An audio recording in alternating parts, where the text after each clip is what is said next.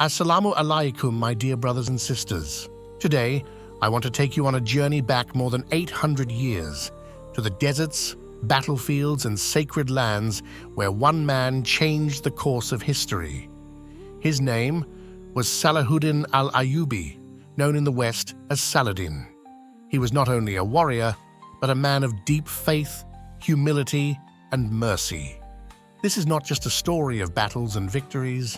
It is the story of a man who united a divided people, who stood against the might of Europe, and who freed Jerusalem without shedding rivers of blood. A man who taught the world that true greatness is not found in cruelty or riches, but in justice, patience, and compassion. So sit back, listen closely, and let's walk together through the life of Salahuddin, the hero who showed the world what it truly means to live and die for Allah. In the 12th century, the world of the Middle East was full of battles, shifting powers, and the clash between East and West. The Crusades had already brought armies from Europe deep into Muslim lands, capturing cities, building castles, and even taking control of Jerusalem itself. For Muslims, this was not just about land. It was about honor, faith, and survival. Out of this world of struggle and hardship would rise one of the most famous leaders in Islamic history, Salahuddin al-Ayyubi, known in the West as Saladin. Saladin was born in the year 1137 in Tikrit, a small town along the Tigris River in present-day Iraq. His family was Kurdish, a people known for their toughness and loyalty. His father, Najm al-Din Ayyub, served as a soldier and governor, while his uncle Shirkuh was a skilled military commander. The family was respected, but at the time of Saladin's birth, they had no idea that one of their sons would one day change the course of history. The night when Saladin was born, his father and uncle had to leave Tikrit suddenly after a political dispute, and it seemed like a moment of misfortune. But his birth was seen as a blessing in disguise, for the family's fortunes began to rise soon after. They moved to Mosul, then later to Damascus, two important centers of Muslim power. In these cities, young Saladin grew up surrounded by scholars, warriors, and leaders who were deeply engaged in the struggle against the Crusaders. As a boy, Saladin was not immediately drawn to war. In fact, he loved learning more than fighting. He studied the Quran, Islamic law, and Arabic literature. He admired scholars and poets, and it is said that he was gentle in nature, kind-hearted, and thoughtful. Some even thought he might never become a warrior, but his family background and the times he lived in would not allow him to remain a student alone. The Crusader threat was too great, and the call to defend his lands too urgent. When Saladin was a young man, he came under the service of Nur al-Din, the ruler of Aleppo and Damascus.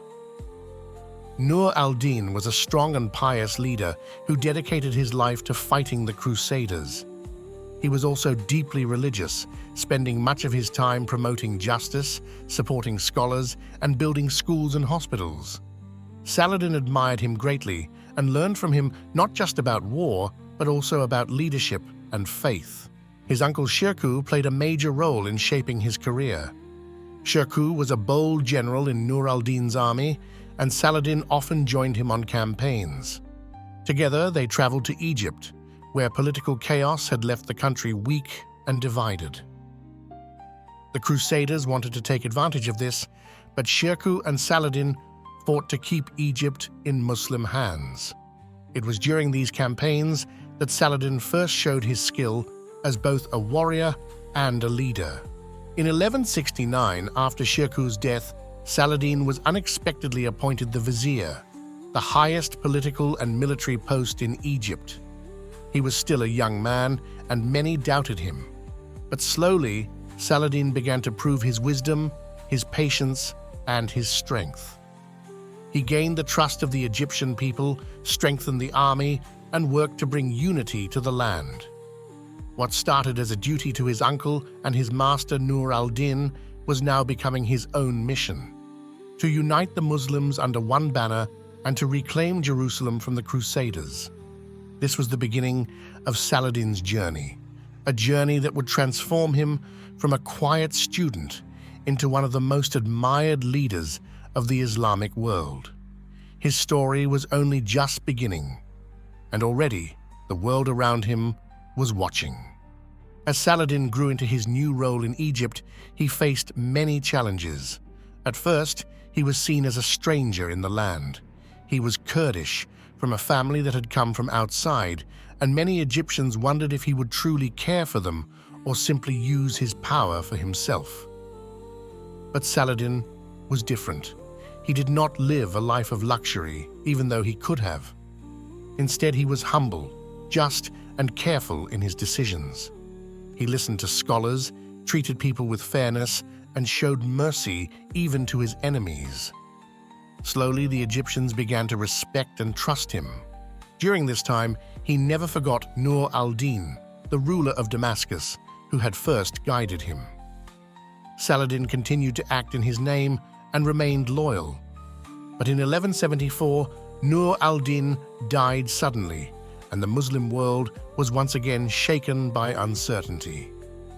Many feared that the unity he had built would collapse, and that the Crusaders would take advantage of the situation. For Saladin, this was a turning point. With Nur al-Din gone, there was no single strong leader to protect the Muslim lands. Different rulers controlled Damascus, Aleppo, Mosul, and other cities. Some were allies, but many were rivals, each fighting for power instead of focusing on the greater enemy, the Crusaders. Saladin realized that if Muslims were divided, they would never be able to take back Jerusalem. He began a careful and patient mission to bring these lands under his leadership. At first, many opposed him. They thought he was too young, too soft, or too ambitious. But Saladin was neither reckless nor greedy. He avoided unnecessary wars and tried instead to win people through diplomacy, kindness, and generosity. When he did have to fight, he showed courage and fairness, never seeking revenge and never harming the innocent. Slowly, his reputation spread. In Damascus, people welcomed him as a ruler. In Aleppo and Mosul, he faced more resistance, but his persistence and wisdom allowed him to gain ground. He was not just building an empire for himself, he was building unity for the sake of Islam. He often reminded his soldiers and advisors that their true goal was not wealth or power, but the liberation of Jerusalem, the holy city of the prophets. Meanwhile, the Crusaders were watching him closely. At first, they underestimated him. They thought he was just another Muslim prince, too busy fighting his own rivals to be a real threat. But as they saw him growing stronger, uniting Egypt, Syria, and parts of Mesopotamia, they began to fear him. They realized that Saladin was not like the others. He was a leader with vision, patience, and faith. By the late 1170s and early 1180s, Saladin had become the most powerful Muslim leader of his time. Yet he remained humble. He lived simply, avoided luxury, and gave away much of his wealth to charity. He built schools, supported scholars, and cared for the poor. His strength did not come from fear or cruelty, but from justice and mercy. This made him not only respected, but also loved by the people he ruled. Still, Saladin knew the greatest test was yet to come. Jerusalem was still under Crusader control, and the Crusader kingdoms in the Levant remained strong. To defeat them, he would need more than soldiers and castles. He would need unity of hearts, discipline, and above all, reliance on Allah. This was the path Saladin was preparing for, the path that would lead to one of the most famous battles in history, the Battle of Hattin, a battle that would decide the future of Jerusalem. By the year 1187, Saladin's dream was becoming reality. He had spent years uniting the Muslim lands, patiently bringing together Egypt, Syria, and beyond under one banner. But his heart was fixed on one goal above all, the liberation of Jerusalem. The Crusaders, however, were not silent and continued to fight back.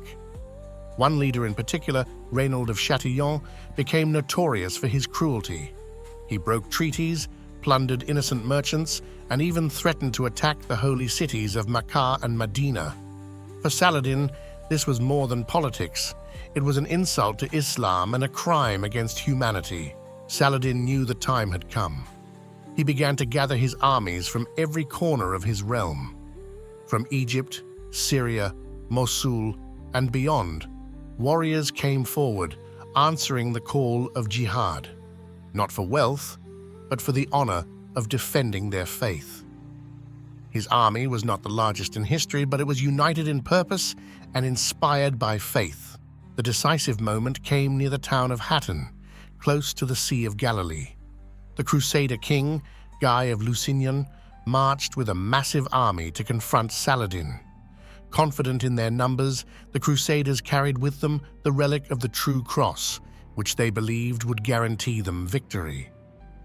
But Saladin was not afraid. He had studied their movements carefully, planned with patience, and above all, placed his trust in Allah. The summer sun blazed over the dry land. Saladin's strategy was brilliant.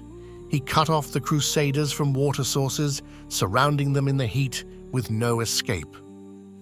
As the days passed, thirst weakened their soldiers, and desperation spread through their camp. Meanwhile, Saladin's forces, disciplined and determined, closed in tighter and tighter. At last, the battle began. The Crusaders fought fiercely, but their exhaustion and lack of water drained their strength. Saladin's army struck with precision and unity. Arrows darkened the sky, cavalry charged, and slowly the Crusader army collapsed. When the dust settled, the once mighty Crusader force was no longer seen. King Guy himself was captured. Reynold of Chatillon was brought before Saladin. Many expected him to be tortured, but Saladin did not lower himself to cruelty. Instead, he dealt with him firmly, fulfilling justice but without hatred. The victory at Hattin was more than just a battle won. It was the turning point. The Crusader states were broken, their strength shattered. The road to Jerusalem now lay open. Saladin, however, did not rush blindly. He advanced carefully, securing towns and fortresses one by one. His soldiers respected him not only as a commander, but as a leader of faith. He reminded them constantly, "We are not here for glory or wealth. We are here for Allah, to defend the truth and to honor His house in Jerusalem." And so, with the spirit of unity and faith, Saladin marched forward, drawing ever closer to the holy city. The moment the Muslim world had waited for was near. The gates of Jerusalem would soon be within sight. In the autumn of 1187, Saladin finally stood before the walls of Jerusalem. For nearly 90 years, the city had been under Crusader control. Generations of Muslims had prayed for this day, and now, by the will of Allah, the chance had come. The Crusaders inside the city were desperate. Their armies had been crushed at Hattin, their leaders captured, and their supplies running low. But Jerusalem was no ordinary fortress. It was the heart of their conquest, the crown of their pride. They swore to defend it at all costs. Saladin surrounded the city with his forces. Days turned into weeks as the siege continued. His soldiers fought with determination, but Saladin was not only thinking of battle. He thought of what would happen when the city fell. History remembered what had happened in 1099 when the Crusaders first took Jerusalem. Its memory was still alive. Saladin swore that this time would be different. Finally, the defenders of Jerusalem could resist no longer. They sent word asking for terms of surrender. Many feared that Saladin would seek revenge, that he would punish them as they had once punished Muslims. But Saladin refused to follow the path of cruelty. He allowed them to ransom themselves and leave in peace. Those who could not afford ransom were freed through the kindness of Muslims who paid on their behalf. Women, children, and the elderly were treated with respect. Not a single person was harmed after the city's surrender. When the gates of Jerusalem opened, Saladin entered not as a conqueror full of pride, but as a humble servant of Allah. He went straight to Al-Aqsa Mosque, which had been turned into a church by the Crusaders. With tears in his eyes, he ordered it cleaned and restored as a house of worship. The call to prayer rose again in Jerusalem, echoing through its streets after nearly a century of silence. It was a moment of joy, not only for Muslims in the city, but across the entire Islamic world. News spread quickly. From Egypt to Iraq, from North Africa to Arabia, Muslims rejoiced. Jerusalem was free again, not through cruelty or bloodshed, but through patience, faith, and justice. Even many Christians in Europe, though saddened by their loss, admitted that Saladin's mercy was unmatched. They wrote of his generosity, his honor, and his refusal to shed innocent blood. In their eyes, he was a noble enemy, unlike any they had ever faced. Saladin's greatness was not only in winning battles, but in the way he carried himself after victory. He showed the world that true power is not in destruction, but in restraint. That true honor is not in revenge, but in mercy. Yet Saladin knew that his work was not over. The Crusaders still controlled coastal cities like Tyre and Acre, and he expected that Europe would send new armies to reclaim Jerusalem. But in that moment, standing within the holy city, he had achieved what many thought was impossible. The dream of liberation had become reality. After the liberation of Jerusalem, Saladin's name became known across the world. To Muslims, he was the hero who restored Al-Aqsa Mosque and defended the honor of Islam. To his enemies, he was the noble foe, respected even in defeat. But Saladin himself did not allow pride to overtake him. He continued to live simply, eating little, dressing modestly, and avoiding luxury. Despite ruling over vast lands, Egypt, Syria, parts of Iraq, Yemen, and Palestine, he saw himself not as a king of wealth, but as a servant of Allah. The Crusaders, however, were not finished. News of Jerusalem's fall shook Europe to its core. Kings and nobles across the continent vowed to reclaim the holy city. This led to the Third Crusade, one of the most famous in history. Great rulers like Richard the Lionheart of England sailed across the seas to face Saladin. For years, battles raged along the coasts of Palestine. Cities were besieged, armies marched, and warriors fell. Saladin fought tirelessly, moving from front to front, defending his people with courage. His greatest strength was not only his military skill, but his ability to inspire others, soldiers, scholars, and ordinary Muslims, to remain united under one cause. The clash between Saladin and Richard the Lionheart became legendary. Both men respected one another deeply. When Richard fell ill, Saladin sent him fruits, ice, and medicine. When Saladin's horse was killed in battle, Richard offered him another. Even in war, they showed courtesy and honor, a rare sight in times of bloodshed. Though Richard never retook Jerusalem, he eventually signed a treaty with Saladin. The agreement allowed Christian pilgrims safe passage to the holy city while keeping it under Muslim rule. It was a compromise that ended years of bloodshed, and once again, Saladin chose peace over endless war. As the years passed, Saladin's health began to weaken. After decades of struggle, his body grew tired. In 1193, at the age of 55, the great Sultan of Islam returned to his lord in Damascus. What shocked people most was not his passing, but what he left behind. Despite ruling a vast empire, Saladin died with hardly any wealth. His treasury was empty, for he had spent nearly everything on his soldiers, his people, and the cause of Islam. They say that when his belongings were counted, he did not even leave enough money to pay for his own burial shroud. This was the true mark of his greatness. Saladin did not build palaces for himself, nor did he hoard gold and silver. He built a legacy of faith, justice, and humility. He showed that victory is not measured by land or treasure, but by the lives you touch and the mercy you show. Even centuries later, Saladin remains one of the most admired figures in history. Muslims remember him as a defender of Islam, Christians as a noble and honorable leader, and historians as a man whose character shone brighter than his crown. His story is a reminder that power fades, wealth disappears, but the mercy and justice you show in this life are what endure forever. And so, brothers and sisters, Salahuddin's story comes to an end. He entered this world like any other man and left it with no riches, no treasures, and no palaces. Yet centuries later, his name still lives in the hearts of millions. Why? Because he lived for something greater than himself.